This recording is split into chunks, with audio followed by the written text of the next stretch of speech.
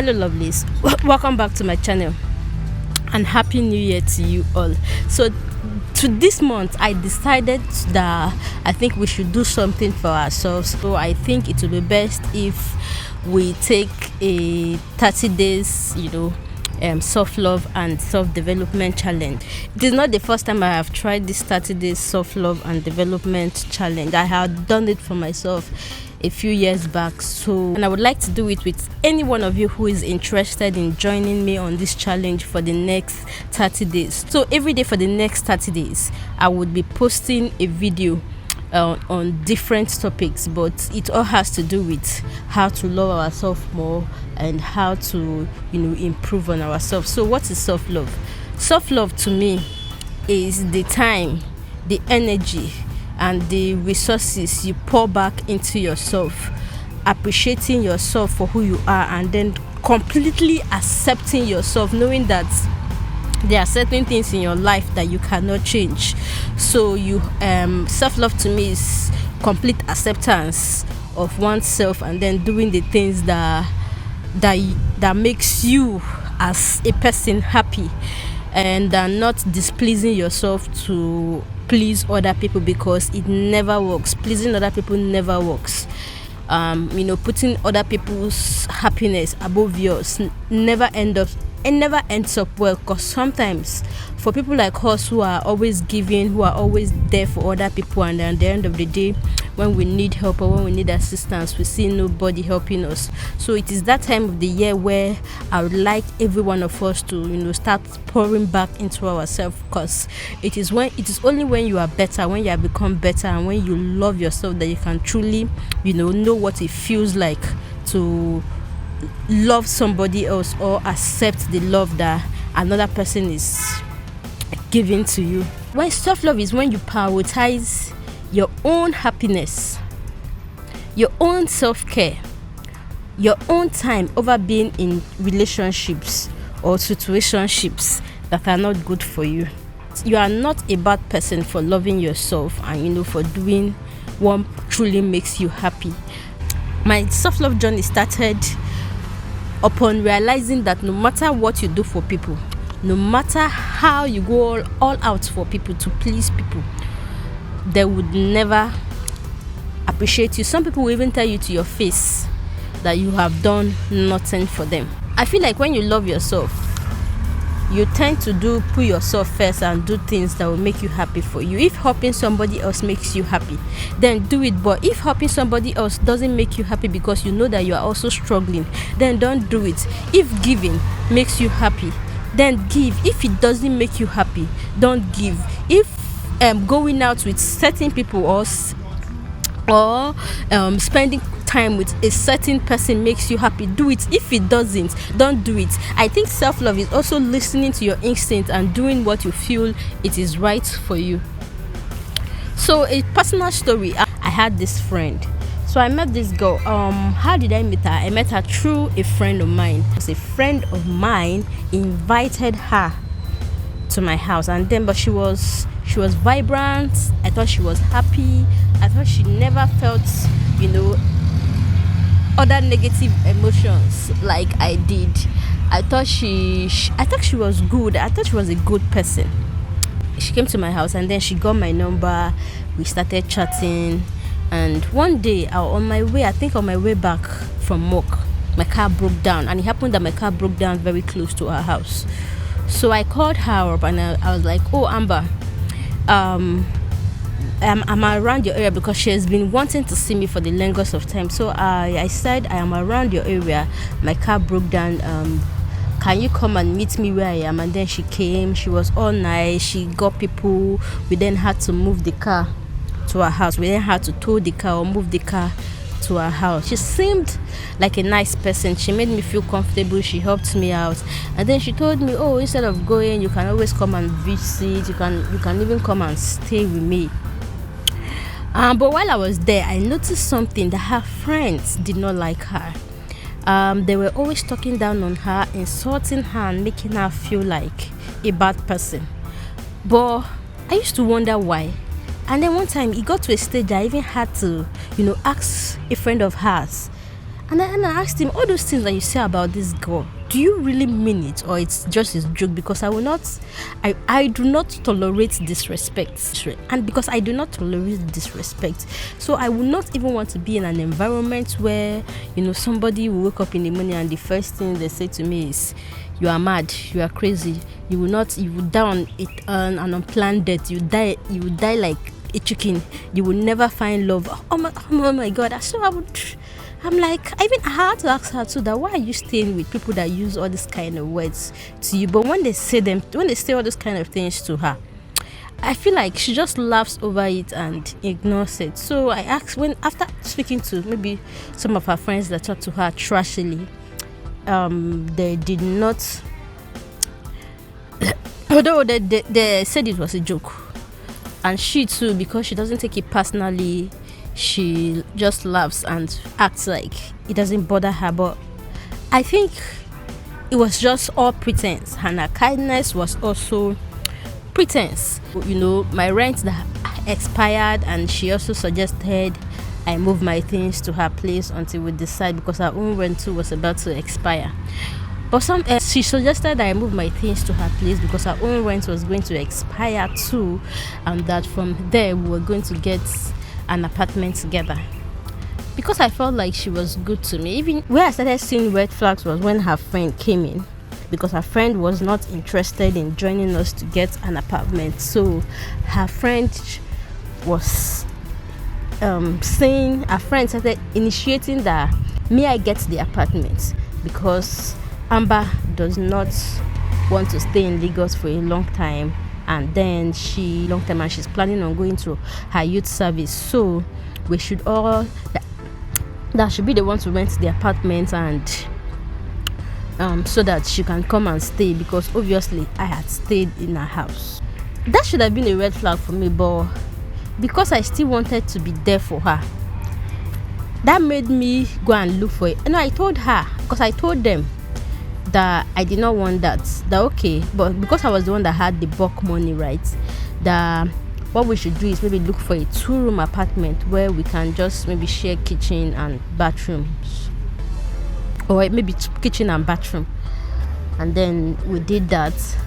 But before then, an agent of mine had shown me a property in a very secure estate that I loved. I love this property because I love this house because it had like a garden at the back of the house, and it's everything I ever wanted. But because I wanted to be there for my friend and make her, and she said where she works was far away, so she just wanted to live in Lekki. I'm like, okay, let me just do this to make her happy against my own happiness. So when we moved in, I tried to set up her own apartment as much as I did with mine, and even the landlord was like, where is your friend? Why is she not helping you out in setting up the apartment? I said maybe she does not like to stress herself, but because I like to live in a conducive environment, I prefer to do it. And then a few weeks later, when we moved in, I noticed that if this girl enters my room, she was always very moody. She would look left, she would look right, and then she was not even concentrating on what we were even discussing about. Her eyes was just everywhere on my things.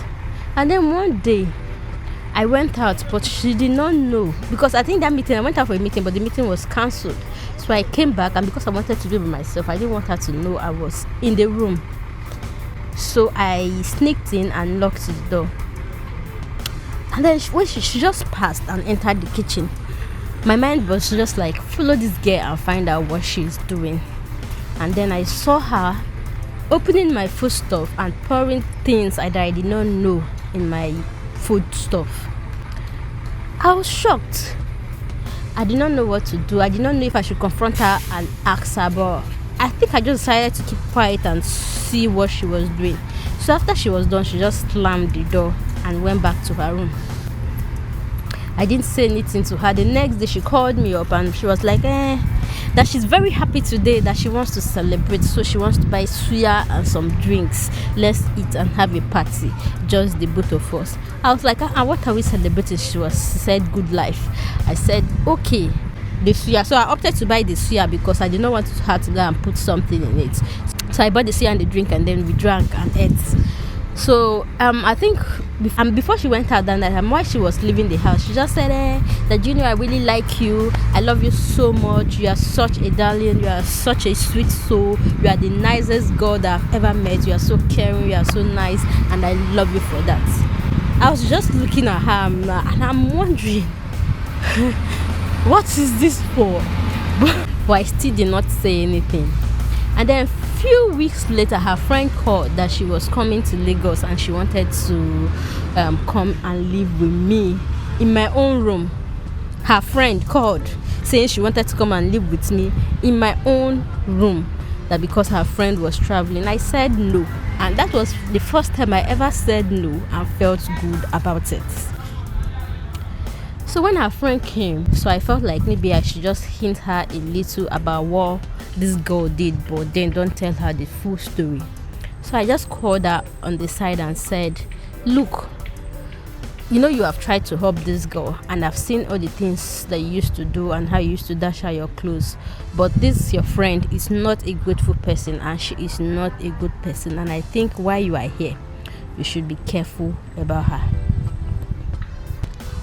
So, but I didn't tell her what she did. A few days later, that was how this girl came out and attacked me, calling me a liar, saying all sorts of things about me, and then telling me that she was going to deal with me, that I don't know her yet, that I was sick and needed to go to the hospital for checkup because she was going to deal with me. After hearing her words, that was when I should have moved out from that house, but I did not, because I wanted to see the end of the story. I wanted to know the reason why someone who have not offended, someone who have always defended, someone who I thought I wanted to be there for and support, would want to poison me. Few months later, she still came and said that she was just checking up on me and seeing if I was doing well, that was I feeling any pain, that don't I think that she was sorry for what happened the other day, but that she was just checking up on me to see if I was doing well, that don't I think I need to go to the hospital for checkup.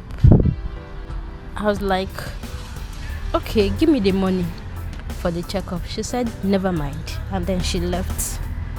But one thing she did not know is that I saw her and I did not use the things she had, I don't know, poisoned, also, if I can use that word, because I don't know what she put inside my food stuff. But I did not use them, but I was acting as if I was using it.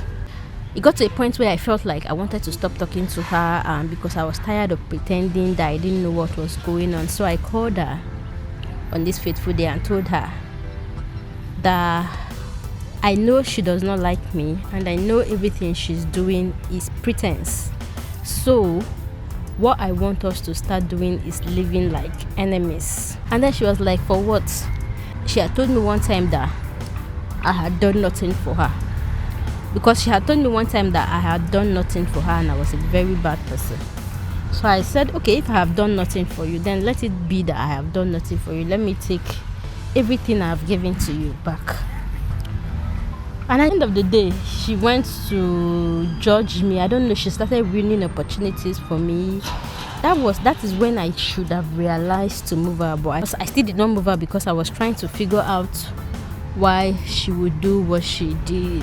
There's a part too, I don't know what this means, but anytime I think about it, it baffles me, because there was a time in the house where sometimes I would see a dead lizard that somebody has used a knife. I don't know if it's a knife that they use to cut the lizard's neck. Like they'll cut the lizard's neck and then place it in my doorstep, or place it around where my car was parked. Sometimes I would see a lizard, sometimes I would see a rat. But all I would say is, I think I would just say I cover myself with the blood of Jesus and walk away. Still, I did not move out of this house until our rent expired, and that was the greatest mistake and the greatest lesson I have learned in my life about self-love. staying too long in a place that you are not valued, staying too long in a place that can drain your energy, and staying around people who do not value and appreciate you. At that point, I knew I would never in my life allow anybody disrespect me again. So to cut the long story short, I became homeless because I was not working. Instead of working or focusing on my business, I was focused on how somebody else tried to harm me, and how she has plotted with other people. She has plotted with other people to make me miserable and make my efforts not worth it. Where I knew that I had a problem, that I did not love myself enough, was because even while I was homeless, I had people in my life calling me to ask me for money, calling me to come and spend the weekend at my house, calling me that they didn't have any place to stay, that they wanted to come and visit me, calling me to send them money. I think that period was the most challenging period of my life, and that was the period that I also had to learn to put myself first and to learn to love myself. And I also decided that whenever I come back, get back, or recover from my losses, that I would never ever put somebody else's happiness over mine, and I would never put myself in a situation where I would be disrespected ever again. So it is time. This year is our time to, just be there. Like they say that this year's theme is to be there for people who are there for you. How are you going to know people who are there for you? Listen to your instincts, because your instincts will not lie. And sometimes you could dream, and also listen to your dreams, because sometimes your dreams shows you who the people who are around you truly are, and their attitude too. You should listen to their, because sometimes the people can deceive you with their actions. Meanwhile, the people can deceive you with their actions and their words, but energy never lies. So pay attention, pay more attention to their energy. Do you feel good when you are around them, or do you feel bad? And what is your instincts telling you to do concerning certain people and certain situations? So this year is a year where I think you start putting yourself and loving yourself and investing in yourself more. And let me know your thoughts in the comment section below, and let me know what you feel about everything I have said today. If I'm wrong or if I'm right to start putting myself first after a lot of betrayals. Let me know if I handled it the best way or I handled it the wrong way. That brings us to the end of today's challenge. I would see you tomorrow, and tomorrow's challenge is going to be mind-blowing, because we are going to be learning some affirmations for self-love and how to speak these affirmations and make them work in our lives, because we create our lives by the word we speak. So tomorrow's episode is going to be speaking our lives into existence. I can't wait to see you, and have a nice day. Bye.